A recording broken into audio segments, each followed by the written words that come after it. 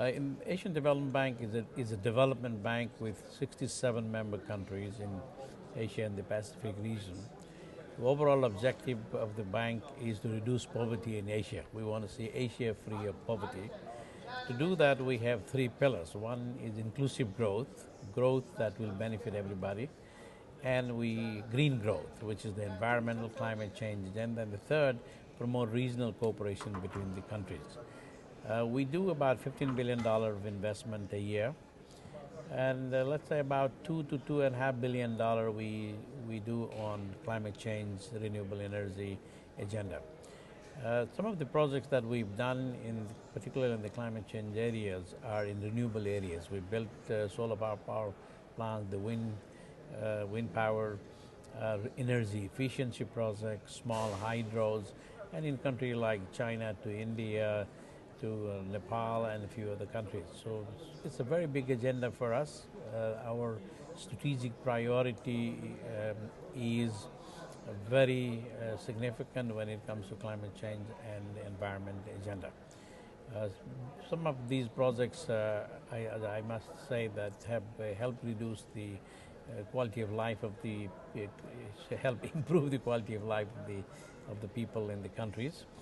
For example, the countries which had never had access for a majority of their people, we were able to bring in, for example, a standalone solar energy plant that now provides energy to them.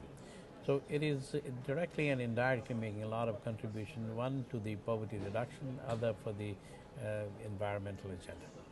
15 billion sounds like a fairly reasonable sum, although when you talk about 67 countries and the number of projects and the size of the task that needs to be faced, is it enough? Could you do with more help, more investment from the international community, specifically from developed countries?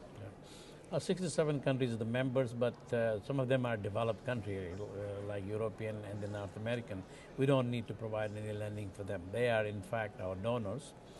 So with the $15 billion that we have, we leverage and bring other partners from the developed countries as well as from the countries and have these investments do even more work together. As you rightly said, one of the agenda is to work with the others. Mobilizing resources and partners becomes a big agenda for that.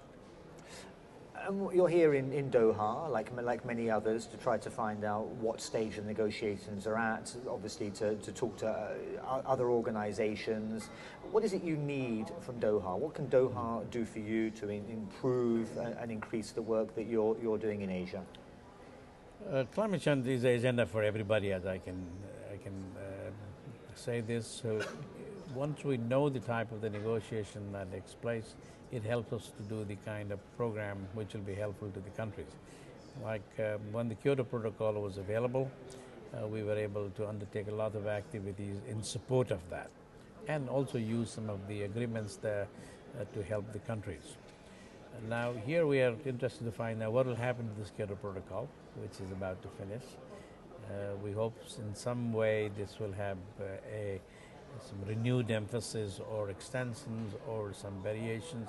It will be nice to know rather than be a dark. Second thing, we also would like to see what might happen eventually to this agreement that is likely to come in 2015 with possible enforcement in 2020. Now this will help us to make our own long-term planning, both in terms of our policy directions, our capacity building program for the countries, as well as investment pattern. The third thing that is of interest to investment bank for a development bank like ours is also what will happen to this global climate fund. What size of the money would be committed, and where the donors would want to put it, and then how we may be able to help synergize with our own resources to fulfill the overall global objective on climate change.